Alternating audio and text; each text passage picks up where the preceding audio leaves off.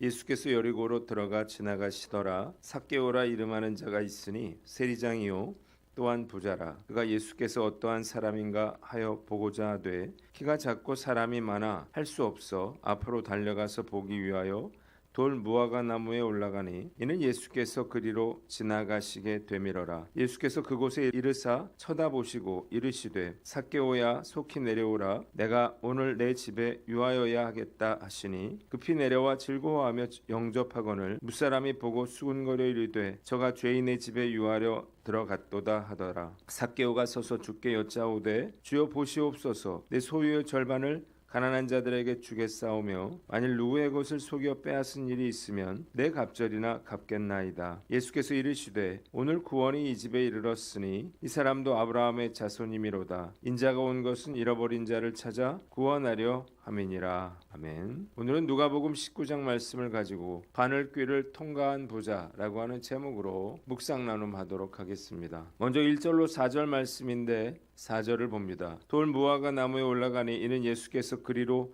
지나가시게 되밀어라 그랬습니다. 먼저 세리장인 삭개오에 대해서 생각해 봅니다. 누가는 삭개오가 세리장이요 부자였다고 말합니다. 삭개오의 직업이 세리장인 것을 우리가 알 수 있습니다. 여리고는 당시 3대 상업 중심지였기 때문에 각처에서 모여든 사람들로 항상 붐비는 도시였습니다. 세리들은 이들에게 통관세를 거둬들이는 일들을 했고 특히 세리장은 다른 세리들을 관리하거나 혹은 그들이 거둬들인 세금을 로마 정부에 직접 상납하는 역할을 했습니다. 때문에 세리장이라고 하는 직책을 가지고 있던 삭개오가 부자였다고 하는 사실은 전혀 이상한 일이 아니었습니다. 두 번째 우리가 살펴볼 것은 그가 왜 돌 무화과 나무 위에 올라갔느냐는 것입니다. 삭개오가 부자였고 힘이 있는 사람이었습니다. 그런데 삭개오는 키가 작은 사람이었어요. 아이들도 아니고 단순한 호기심으로 부끄러움을 무릅쓰고 키가 작은 그가 뽕나무까지 올라가지는 않았을 것입니다. 그러면 무엇 때문에 삭개오가 돌 무화과 나무 위에 올라갔을까요? 7절에 보면 집으로 들어가신 예수님을 보고 사람들은 그가 죄인의 집에 들어갔다고 수군거렸습니다. 삭개오가 이렇게 말한 것으로 보아서 그는 세리장이라고 하는 직책을 통해서 여러 차례 사람들로부터 부당한 방법으로 세금을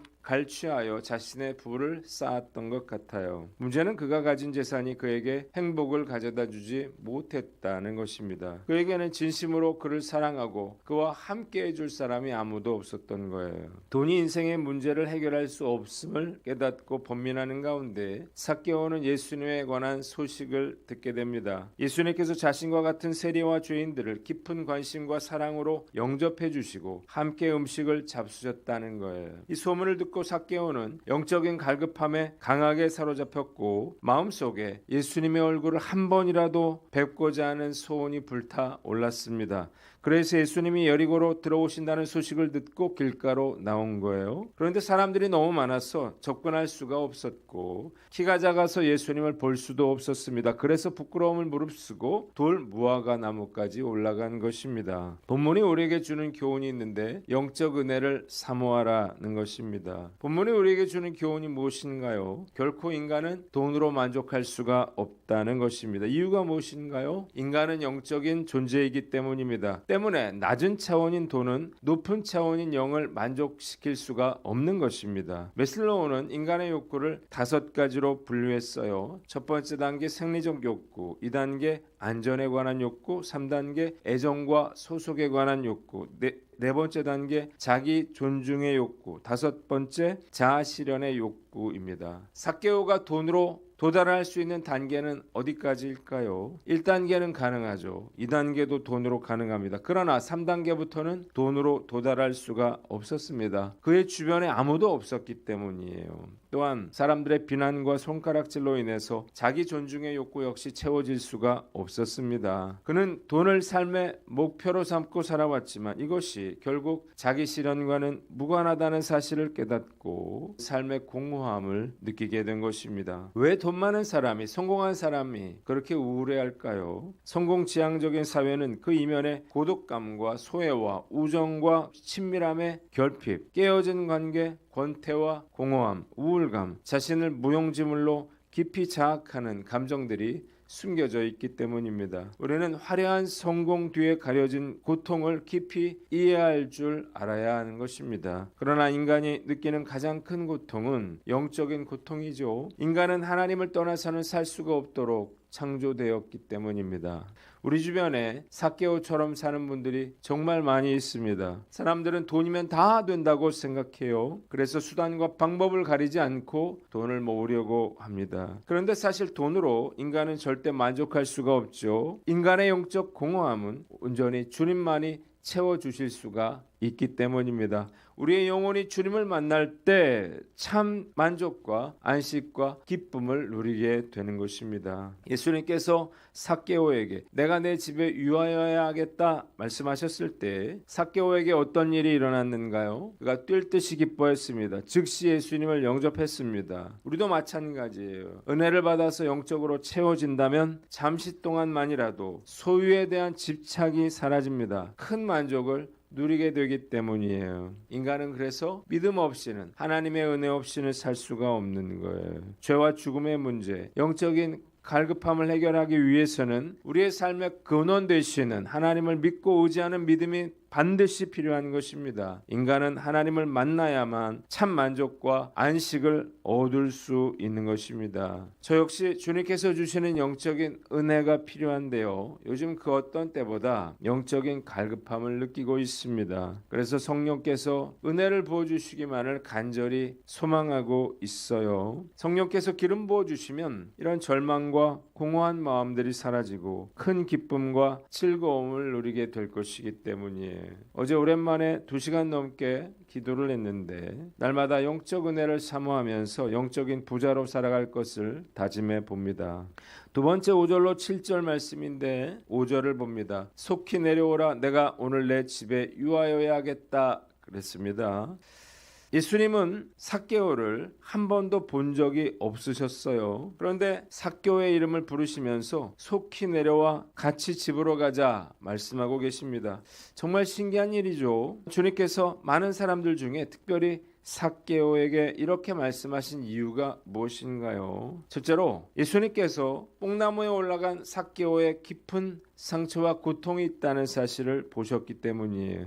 또한 그의 회개와 참된 삶에 대한 겸손한 갈망을 알아채셨습니다. 그래서 모든 사람들이 비난하고 경멸했던 삭개오의 집에 들어가시겠다고 말씀하고 계시는 것입니다. 예수님은 삭개오를 꾸짖지 않았습니다. 정죄하지도 않았고 비난하지도 미워하지도 않으셨습니다. 삭개오의 고통을 이해하셨고 그래서 그를 위로하고 희망을 주려고 하고 계시는 거예요. 예수님께서 속히 내려오라 말씀하시자 삭개오는 지금까지 가슴에 맺혀있던 모든 외로움, 고독함과 갈증들이 다 풀어지고 기쁜 마음으로 예수님을 모시고 집으로 들어가게 되는 것입니다. 둘째로 전적인 주님의 은혜 때문이었습니다. 예수님과 삭개오의 만남은 전적인 예수님의 은혜입니다. 왜 많은 사람들 중에 삭개오인가요? 모릅니다. 얼마든지 예수님은 삭개오를 모른 척하고 지나가실 수 있었습니다. 그러나 예수님은 나무에 올라간 삭개오를 그냥 지나치시지 않고 그 이름을 부르고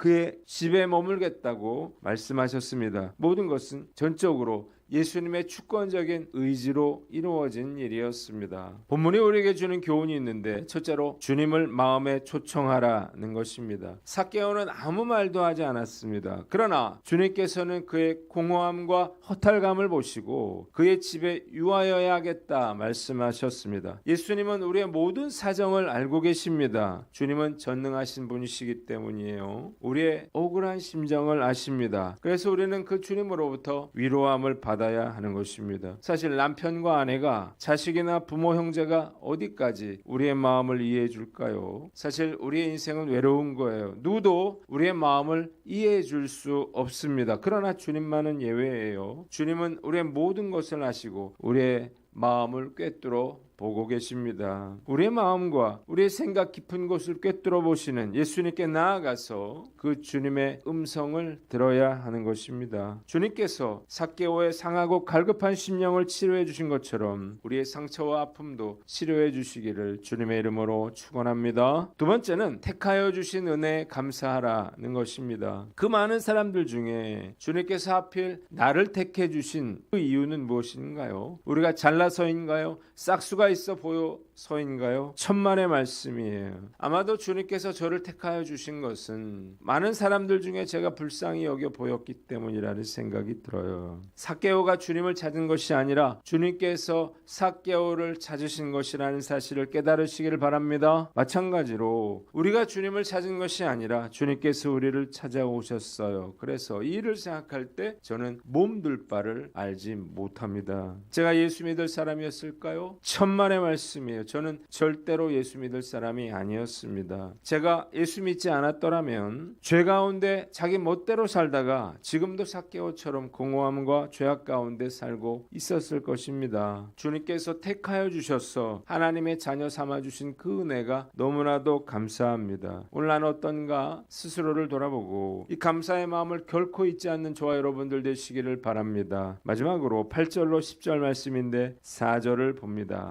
예수님께서 삭개오에게 속히 내려오라 말씀하시자 그는 급히 내려와 즐거워하면서 예수님을 모시고 집으로 들어갑니다. 그리고 예수님께 놀라운 이야기를 해요. 주여 보시옵소서 내 소유의 절반을 가난한 자들에게 주겠사오며 만일 누구의 것을 빼앗은 일이 있다면 내 갑절이나 갚겠나이다. 삭개오가 기뻐하며 급히 내려와 즐거워하며 예수님을 영접한 것은 이해가 됩니다. 그런데 왜 갑자기 소유의 절반을 가난한 자들에게 주고 빼앗은 것을 네 갑절이나 갚겠다 말을 했을까요? 예수님께서 삭개오에게 해주신 일은 단지 그의 집에 유하신 일밖에는 없어요. 사실 삭개오가 가지고 있는 문제는 하나도 달라진 게 없습니다. 오히려 예수님을 집으로 모신 삭개오에게 사람들은 더 욕을 할지도 모릅니다. 삭개오가 아무리 가진 소유의 절반을 팔아서 가난한 자들에게 나눠준다 하더라도 사람들은 삭개오를 인정하지 않을 것이었습니다. 착취한 것 중에 절반을 다시 돌려주는 것에 불과했기 때문이에요. 삭개오의 삶이 극적으로 변화된 이유가 무엇인가? 그동안 자신을 짓누르고 있던 고통에서 그가 벗어날 수가 있었기 때문입니다. 여기서 우리는 중요한 깨달음을 얻게 되는데 예수님께서 삭개오의 집에 들어오셨다고 하는 이 단 한 가지의 사실로 삭개오의 모든 문제가 해결되었다는 것입니다. 열등감과 소외감 속에서 고통받던 삭개오는 예수님이 그의 집에 찾아오심으로 주님이 그를 진정으로 사랑하신다는 사실을 깨닫게 됐습니다. 비록 사람들이 그에게 손가락질하고 비난하더라도 자신이 예수님의 무조건적인 사랑을 받는 귀한 존재임을 깨닫게 된 것입니다. 그가 이 사실을 확인하자 그는 변화됐습니다.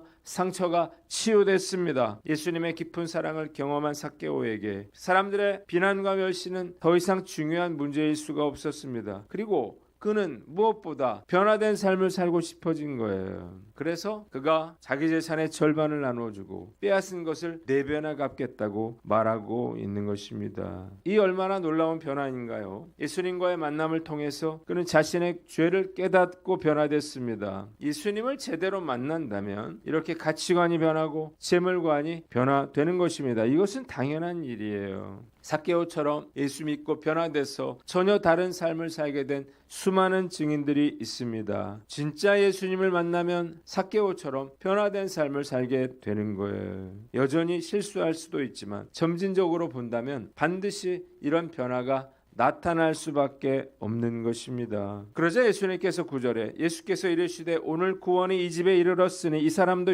아브라함의 자손이미로다 선언하셨습니다. 삭개오는 유대인이었지만 아무도 그를 아브라함의 자손이라고 인정해 주지 않았어요. 그러나 예수님은 그를 아브라함의 자손으로 인정해 주시면서 오늘 구원이 이 집에 이르렀다고 선언하십니다. 그리고 예수님은 인자가 온 것은 잃어버린 자를 찾아 구원하려 함이니라 자신이 오신 목적을 다시 한번 말씀하고 계십니다. 본문이 우리에게 주는 교훈이 있는데 구원받은 자답게 살라는 것입니다. 구원받았다면 구원받은 자처럼 살아야 한다는 사실을 깨달으시기를 바랍니다. 이렇게 크리스찬들이 살아갈 때 이 땅에 하나님의 나라가 이루어지고 하나님의 도구로서 쓰임 받을 수가 있는 것입니다. 그렇다면 예수님을 만난 것 같은데 구원받은 자로서의 삶의 열매가 없어 보이는 분들이 있습니다. 이런 사람들은 왜 이렇게 됐을까요? 이유가 있습니다. 그들이 예수님을 믿는다고 하는 의미를 잘 모르고 있기 때문이에요. 예수를 믿는다고 하는 것은 단지 언젠가 예수를 믿는다고 말하는 것이 아닙니다. 예수님을 내 삶의 주인으로 모시겠다는 결단을 하는 것입니다. 때문에 구원받은 자의 삶에 열매가 없다면 여전히 그는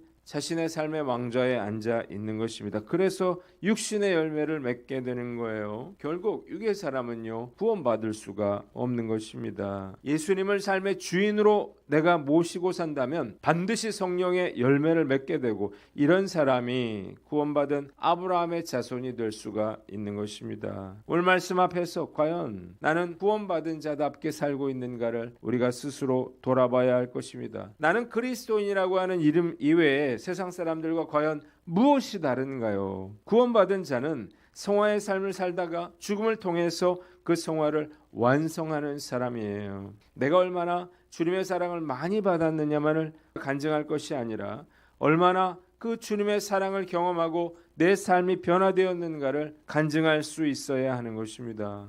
자기 힘과 노력으로 변화될 사람은 단 한 사람도 없겠죠. 그러나 예수님을 삶의 왕좌에 모시고 사는 사람은 반드시 변화될 수밖에 없는 것입니다. 내가 예수님을 믿는데도 삭개오처럼 내 삶에 변화가 일어나지 않는다면 내가 정말 예수님을 믿고 있는 것인가 다시 한번 돌아봐야 하는 거예요. 오늘 말씀 앞에서 나 자신을 돌아보고 내가 구원받은 자로서 합당한 그 삶을 살아가는 저와 여러분들 되시기를 주님의 이름으로 축원합니다. 기도하겠습니다. 하나님 아버지, 우리가 영적 은혜를 사모하며 택하여 주신 은혜 감사하고 구원받은 자답게 살게 하여 주시옵소서.